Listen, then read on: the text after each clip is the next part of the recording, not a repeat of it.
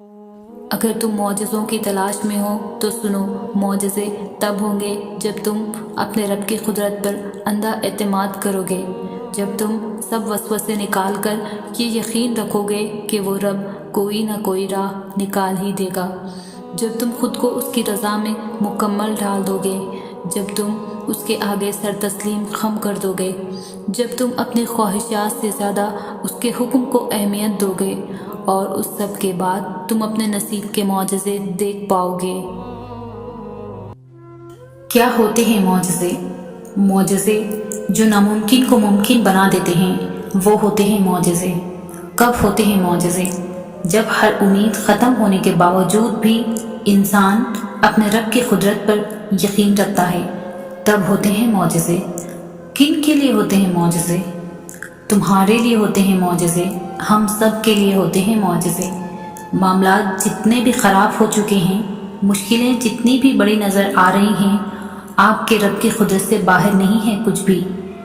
جب پیاس کی شدت عروج پر تھی، تبھی زمزم کا معجزہ ہوا تھا۔ تکلیف کا بڑھنا اس بات کی دلیل ہے کہ آسانی اور سکون بہت قریب ہے۔ دعا نہ چھوڑو، یقین نہ چھوڑو، معجزے ہوتے ہیں، معجزے ہوں گے۔ جو آنسو تم رات کی تاریکی میں خاموشی سے بہا رہے ہو، جو تکلیف تمہارے دل کو بے قرار کیے ہوئے ہے، وہ رب سب سے واقف ہے۔ ایک ماں تمہیں روتا ہوا نہیں دیکھ سکتی، تو وہ تو 70 ماؤں سے زیادہ پیار کرتا ہے، کیسے دیکھ سکتا ہے؟ تمہارے لیے معجزے ہوں گے، اپنے معجزے پر یقین رکھو، اس کا کن تمہاری تمام تکلیفوں کو مٹا دے گا۔ ایک روز یہ درد ختم ہو جائے گا، بس ابھی صبر کرنے کا وقت ہے۔ تم صبر کرو، وہ انجان نہیں ہے تمہاری سستیوں سے، بس تھوڑا صبر اور تم دیکھو گے اپنے نصیب کا بدلتا ہوا پہلو۔ تاریک رات کے بعد کا سورج تم دیکھو گے، اور وہ وقت بہت قریب ہے۔ توکل کرو، جیسے نوح علیہ السلام نے دوران سیلاب کیا، جیسے ابراہیم علیہ السلام نے دھکتی ہوئی آگ میں کیا، جیسے موسیٰ علیہ السلام نے سمندر پر چلتے ہوئے کیا، جیسے یوسف علیہ السلام نے اندھے کنویں میں کیا، جیسے یونس علیہ السلام نے مچھلی کے پیٹ میں کیا، جیسے ایوب علیہ السلام نے بیماری میں کیا، جیسے ہاجرہ نے تپتے ہوئے صحرا میں کیا، جیسے زکریا نے اپنی بیوی کے بانجھ ہونے کے باوجود اولاد کی دعا کرتے ہوئے کیا۔ بس یقین رکھو، اندھا یقین، پھر دیکھو کیسے مقدر بدلتے ہیں، کیسے آزمائشوں کے پہاڑ ریزہ ریزہ ہوتے ہیں، کیسے معجزوں کے دروازے کھلتے ہیں۔ تہجد تو معجزوں کا ایسا آسمانی دروازہ ہے جس سے گزر کر دنیا کے سارے دروازے کھل جاتے ہیں، جس سے گزر کر درد کے مارے اللہ تک پہنچ جاتے ہیں، اور ٹوٹے ہوئے دل ہمیشہ کے لیے جڑ جاتے ہیں۔ تمہارے پاس بہت قیمتی چیز ہے، پتہ ہے؟ تمہیں پتہ ہے تمہارے پاس ایک بہت قیمتی چیز ہے جو بہت کم لوگوں کے پاس ہی ہوتی ہے۔ اللہ وہ چیز بس انہیں دیتا ہے جنہیں پسند کرتا ہے اور اپنے قریب کرنا چاہتا ہے۔ پتہ ہے وہ کیا ہے؟ دوسروں کی تکلیف کا احساس، دعا کی توفیق، دعاؤں کا جواب نہ ملنے کے بعد یقین اور صبر، یہ بہت خاص چیزیں ہیں۔ اگر تمہارے پاس ان میں سے کوئی ایک چیز بھی ہو تو تم بہت امیر ہو، اللہ کے پسندیدہ ہو، اگر یہ نہیں تو تم خالی ہو۔ میں نہیں جانتی میرا نصیب مجھے کہاں لے جائے گا، زندگی مختصر ہے، نہ جانے کب یہ سفر ختم ہو جائے گا۔ دل کو محبت سے منور کرنے والا تو ہی ہے، مجھے خبر ہے کہ تو ہی بس اسے بہلائے گا۔ یہ آزمائش ہے اگر تو مجھے ہمت دے پورا اترنے کی، اور اگر یہ تیری محبت کا امتحان ہے تو مجھے اتنا صبر دے کہ میں اس محبت کی لاج رکھ سکوں۔ تیری مصلحتیں تو مجھے سمجھ نہیں آتی اللہ، مگر میرا دل تیرے فیصلوں پر یقین رکھے ہوئے ہے، تیری بندی تیرے معجزوں پر ایمان رکھے ہوئے ہے۔ سنو، وہ تمہیں بے حساب دینے کے لیے آزما رہا ہے، وہ تم سے اتنی محبت کرتا ہے کہ اگر تمہیں اس کی قدر معلوم ہو جائے تو تمہارا جوڑ علیحدہ ہو جائے گا۔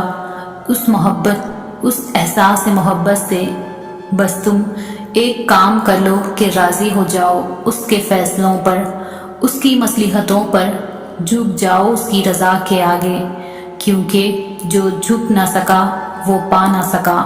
جانتے ہو اللہ تمہیں بے بسی کے مقام پر کیوں لایا ہے؟ تاکہ تم اللہ سے رجوع کرو اور یقین سے مانگو۔ جب تم دعاؤں پر یقین کرنا سیکھ جاؤ گے تو ہر چیز جو تمہیں ابھی تک ناممکن لگ رہی ہے وقوع پذیر ہونے لگے گی۔ جو چیز نصیب میں نہیں ہے وہ بھی تم پالو گے۔ زندگی کے بہت سارے اسباق میں سے ایک سبق یہ بھی ہے، یہ بھی سیکھا ہے میں نے کہ جب ہم اللہ پر چھوڑ دیتے ہیں معاملہ تو وہ رب ایسی ایسی جگہوں سے نوازتا ہے کہ انسان حیرت زدہ ہو کر سوچتا ہے کہ یا اللہ میرے صبر کا اتنا اچھا صلہ۔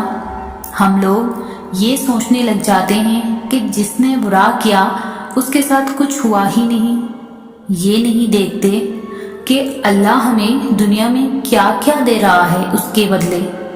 اور جہاں تک بات ہے اگلے کے مکافات عمل کی تو وہ اللہ بہتر جانتا ہے کہ کب کس کو کیسے اور کیا سبق دینا ہے۔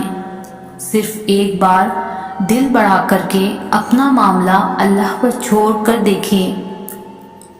سورۃ الضحیٰ میں اللہ پاک فرماتے ہیں کہ نہ تو تیرے رب نے تجھے چھوڑا ہے اور نہ بیزار ہو گیا ہے، یعنی اللہ ہی تمہارا پہلا سہارا تھا اور اللہ ہی تمہارا آخری سہارا ہے۔ تم کتنے ہی گنہگار کیوں نہ ہو، کتنے ہی نافرمان کیوں نہ ہو، جب جب تم اسے پکارو گے تب تب وہ تمہاری پکار کا جواب دے گا۔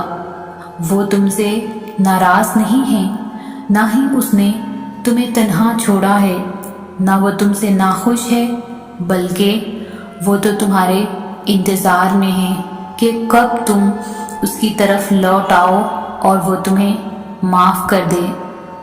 تم پلٹ آنے میں دیر کر دیتے ہو لیکن اللہ کبھی دیر نہیں کرتا، وہ تو بس تھام لیتا ہے اور رحم فرما دیتا ہے۔ اس پر یقین رکھو، اسی سے مانگو، اگرچہ دینے میں دیر ہو رہی ہے لیکن بہت جلد وہ تمہیں اتنا دے گا کہ تم راضی ہو جاؤ گے۔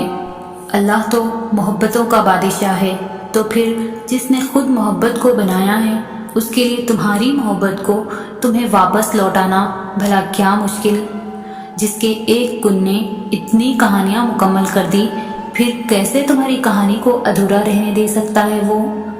اس کا ایک نام الودود بھی ہے، یعنی دینے والا، پھر وہ کیسے تمہیں خالی ہاتھ واپس جانے دے سکتا ہے؟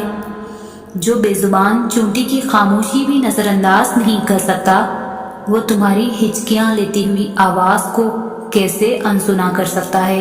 بس وہی تو سنتا ہے، وہ سنے گا، ضرور سنے گا۔ زیادہ سوچنا انسان کو ختم کر دیتا ہے۔ بس دعا کرو اور سب کچھ اپنے رب العالمین پر چھوڑ دو، جو اتنی بڑی کائنات کو اپنے خوبصورت رنگوں سے بھر سکتا ہے۔ تو کیا اسے تم نظر نہیں آ رہے؟